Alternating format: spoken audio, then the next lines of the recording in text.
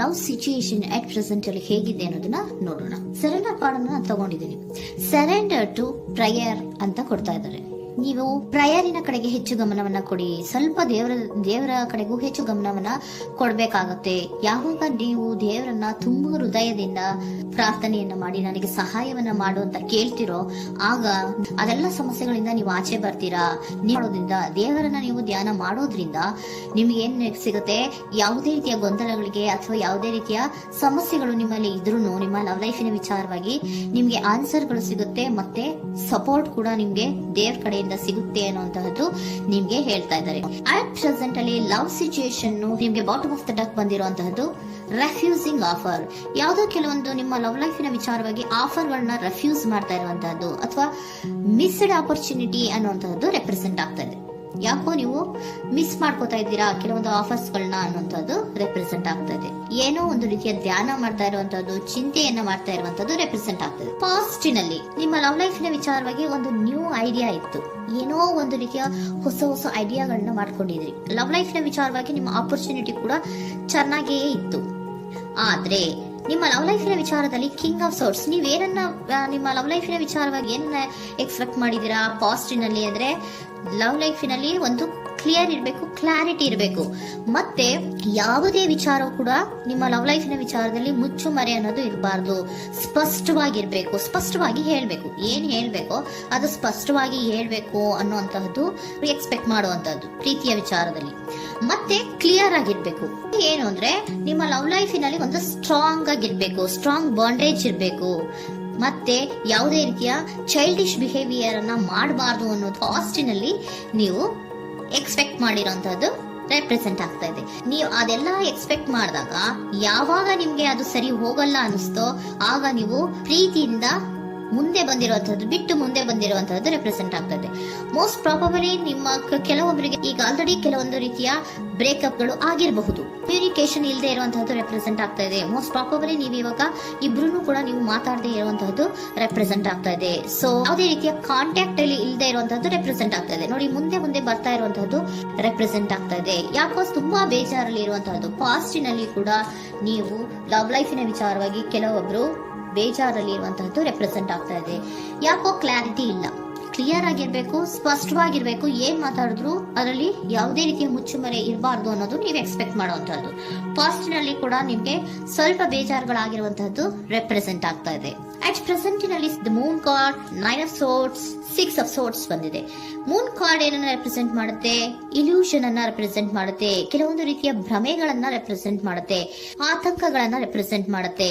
ಮತ್ತೆ ನಿಮ್ಮ ಲವ್ ಲೈಫಿನ ವಿಚಾರದಲ್ಲಿ ಯಾವುದೇ ರೀತಿಯ ಸ್ಥಿರವಾಗಿ ಇಲ್ಲ, ಯಾವುದು ಕರೆಕ್ಟ್ ಆಗಿ ಇಲ್ಲದೆ ಇರುವಂತಹದ್ದು ನಿಮ್ಗೆ ರೆಪ್ರೆಸೆಂಟ್ ಆಗ್ತಾ ಇದೆ. ನೆಕ್ಸ್ಟ್ ಕಾರ್ಡ್ ಏನ್ ಬಂದಿದೆ? ಸೆಕೆಂಡ್ ಕಾರ್ಡ್ 9 ಆಫ್ ಸೋರ್ಟ್ಸ್ ಬಂದಿದೆ. ಇದರಲ್ಲೂ ಕೂಡ ನಿಮ್ಗೆ ಆತಂಕ ಇತ್ತು, ಇದರಲ್ಲೂ ಕೂಡ ಆತಂಕ ಇದೆ, ಭಯ ಇದೆ, ಕರೆಕ್ಟ್ ಆಗಿ ನೀವು ನಿದ್ರೆ ಮಾಡ್ತಾ ಇಲ್ಲ, ಯೋಚನೆ ಮಾಡ್ತಾ ಇರುವಂತಹದ್ದು ಈ ಎರಡೂ ಕಾರ್ಡ್ಗಳಲ್ಲೂ ರೆಪ್ರೆಸೆಂಟ್ ಆಗ್ತದೆ. ಇದರಲ್ಲೂ ಆತಂಕಗಳಿದೆ, ಇದರಲ್ಲೂ ಆತಂಕ. ಅಟ್ ಪ್ರೆಸೆಂಟಿನಲ್ಲಿ ಕೆಲವೊಂದು ರೀತಿಯ ವಿಚಾರಗಳಲ್ಲಿ ಭಯವನ್ನ ಪಡ್ತಾ ಇರುವಂತಹದ್ದು ರೆಪ್ರೆಸೆಂಟ್ ಆಗ್ತಾ ಇದೆ. 6 ಆಫ್ ಸೋರ್ಟ್ಸ್ ಕೂಡ ಏನಾಗ್ತಾ ಇದೆ? ಮೂವಿಂಗ್ ಆನ್, ಮುಂದೆ ಹೋಗ್ತಾ ಇರುವಂತಹದ್ದು, ಬೇಜಾರಿಂದ ನೀವು ಮುಂದೆ ಹೋಗ್ತಾ ಇರುವಂತಹದ್ದು ರೆಪ್ರೆಸೆಂಟ್ ಆಗ್ತದೆ. ಅಟ್ ಪ್ರೆಸೆಂಟಿನಲ್ಲಿ ಯಾವುದೇ ರೀತಿಯ ಸಮಾಧಾನದಿಂದ ಇದ್ದಿರುವಂತಹದ್ದು ಈ ರೀಡಿಂಗ್ ಗಳಲ್ಲಿ ಕಾಣಿಸ್ತಾ ಇಲ್ಲ. ಓಕೆನಾ? ಟೇಕ್ ಇಟ್ ರೆಸೋನೇಟ್, ನಿಮ್ಗೆ ರೆಸೋನೇಟ್ ಆದ್ರೆ ಮಾತ್ರ ತಗೊಳ್ಳಿ. ನೆಕ್ಸ್ಟ್ ಕಾರ್ಡ್ ಇಮಿಡಿಯೇಟ್ ಫ್ಯೂಚರ್ ನ ಬಗ್ಗೆ ನೋಡೋದಾದ್ರೆ ನೈಟ್ ಆಫ್ ಸೋರ್ಟ್ಸ್ ಬಂದಿದೆ. ಅಂದ್ರೆ ಈ ಕೆಲವು ಬೇಜಾರುಗಳಿಂದ ಏನ್ ಈ ಮೂವ್ ಆನ್ ಆಗ್ತಾ ಇದಿರಲ್ವಾ, ಕೆಲವೊಂದು ವಿಚಾರಗಳನ್ನ ಕ್ವಿಕ್ ಥಿಂಕಿಂಗ್ ಅನ್ನ ಮಾಡಿ ನೀವು ಮುಂದೆ ಬರುವಂತಹದ್ದು, ಕೆಲವೊಂದು ಆಕ್ಷನ್ಸ್ ಗಳನ್ನ ತಗೊಳ್ಳುವಂತಹದ್ದು ರೆಪ್ರೆಸೆಂಟ್ ಆಗ್ತಾ ಇದೆ. ನಿಮ್ಮ ಲವ್ ಲೈಫಿನ ವಿಚಾರವಾಗಿ ಕ್ವಿಕ್ ಥಿಂಕಿಂಗ್ ಅನ್ನ ಮಾಡಿ ಏನ್ ಮಾಡ್ಬೇಕು, ಹೇಗ್ ಮಾಡ್ಬೇಕು ಅಂತ ಕ್ವಿಕ್ ಥಿಂಕ್ ಅನ್ನ ಮಾಡಿ ನೀವು ಮುಂದೆ ಬರುವಂತಹದ್ದು, ಮತ್ತೆ ಕೆಲವೊಂದು ರೀತಿಯ ಆಕ್ಷನ್ ಗಳನ್ನ ತಗೋತಾ ಇರುವಂತಹದ್ದು ರೆಪ್ರೆಸೆಂಟ್ ಆಗ್ತಾ ಇದೆ. ಕ್ವೀನ್ ಆಫ್ ಕಪ್ ಏನನ್ನ ರೆಪ್ರೆಸೆಂಟ್ ಮಾಡುತ್ತೆ? ಬಹಳ ಕೇರಿಂಗ್ ಅನ್ನ ರೆಪ್ರೆಸೆಂಟ್ ಮಾಡುತ್ತೆ. ಏನಿರ್ಬೇಕು ಲವ್ ಲೈಫಿನ ವಿಚಾರದಲ್ಲಿ? ನೋಡಿ, ನೀವು ನೋಡ್ತಾ ಇರೋದು ಹೇಗ್ ನೋಡ್ತಾ ಇದ್ದೀರಾ? ನಿಮ್ಮ ಲವ್ ಲೈಫಿನ ವಿಚಾರದಲ್ಲಿ ಏನಿರ್ಬೇಕು ಅಂತ ಎಕ್ಸ್ಪೆಕ್ಟ್ ಮಾಡ್ತೀರಾ? ಸ್ವಲ್ಪ ಸ್ಟೇಬಲ್ ಆಗಿರ್ಬೇಕು, ಬಹಳ ಕೇರಿಂಗ್ ಇರ್ಬೇಕು, ಎಮೋಷನಲ್ ಇರ್ಬೇಕು ಅದರಲ್ಲಿ ಅನ್ನುವಂಥದ್ದು ನೀವು ಎಕ್ಸ್ಪೆಕ್ಟ್ ಮಾಡುವಂಥದ್ದು. ಈ ನಿಯರ್ ಫ್ಯೂಚರ್ ನಲ್ಲಿ ನೀವು ಆ ರೀತಿ ಎಕ್ಸ್ಪೆಕ್ಟ್ ಮಾಡುವಂತಹದ್ದು. ನೆಕ್ಸ್ಟ್ ಕಾರ್ಡ್ ಬಂದಿರುವಂತಹದ್ದು ಏರೋಫೆಂಟ್ ಕಾರ್ಡ್ ಬಂದಿದೆ. ಏರೋಫೆಂಟ್ ಕಾರ್ಡ್ ಏನನ್ನ ರೆಪ್ರೆಸೆಂಟ್ ಮಾಡುತ್ತೆ? ಕೆಲವೊಂದು ವಿಚಾರ ವಿಚಾರಗಳ ಬಗ್ಗೆ ತಿಳ್ಕೊತಾ ಇರುವಂತಹದ್ದು. ಏನೋ ಕೆಲವು ವಿಚಾರಗಳ ಬಗ್ಗೆ, ನಿಮ್ಮ ಲವ್ ಲೈಫಿನ ವಿಚಾರಗಳ ಬಗ್ಗೆ ತಿಳ್ಕೊತಾ ಇದ್ದೀರಾ. ಏನಾಗಿದೆ, ಹೇಗಾಗಿದೆ, ಸ್ವಲ್ಪ ಆಕ್ಷನ್ಸ್ ಅನ್ನ ತಗೋಬೇಕು ಅಂದ್ರೆ ನಾನು ಸ್ವಲ್ಪ ಕೇರ್ ಅನ್ನ ಮಾಡ್ಬೇಕು, ಸ್ಟೇಬಲ್ ಆಗಿರ್ಬೇಕು ಅಂದ್ರೆ ಸ್ವಲ್ಪ ನಾನು ಕೇರ್ ಅನ್ನ ಮಾಡ್ಬೇಕು, ಆಕ್ಷನ್ ಅನ್ನ ತಗೋಬೇಕು ಅನ್ನುವಂತಹ ನಿರ್ಧಾರಗಳನ್ನ ನೀವು ಮಾಡ್ತಾ ಇರುವಂತದ್ದು ರೆಪ್ರೆಸೆಂಟ್ ಆಗ್ತಾ ಇದೆ. ಹಾಗಿದ್ರೆ ಏಂಜಲ್ ಗೈಡೆನ್ಸ್ ಏನ್ ಕೊಡ್ತಾರೆ? Are you ready?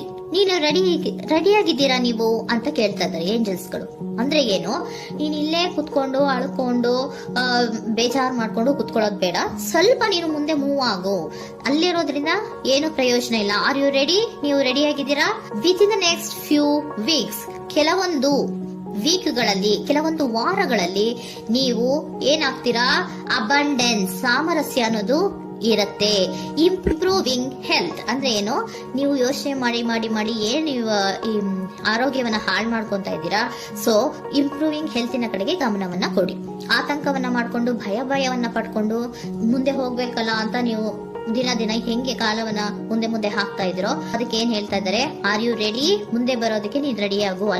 ನೀವ್ ಅಲ್ಲೇ ಕೂತಿರೋದ್ರಿಂದ ಯಾವುದೇ ರೀತಿಯ ಪ್ರಯೋಜನ ಇಲ್ಲ. ಸ್ವಲ್ಪ ನಿಮ್ಮ ಹೆಲ್ತಿನ ಕಡೆಗೆ ಗಮನವನ್ನ ಕೊಡಿ. ಸಮೃದ್ಧಿ ಅನ್ನೋದು ಬಂದೇ ಬರುತ್ತೆ, ಸಾಮರಸ್ಯ ಅನ್ನೋದು ಇದ್ದೇ ಇರುತ್ತೆ ಅನ್ನೋದು ಹೇಳ್ತಾ ಇದ್ದಾರೆ.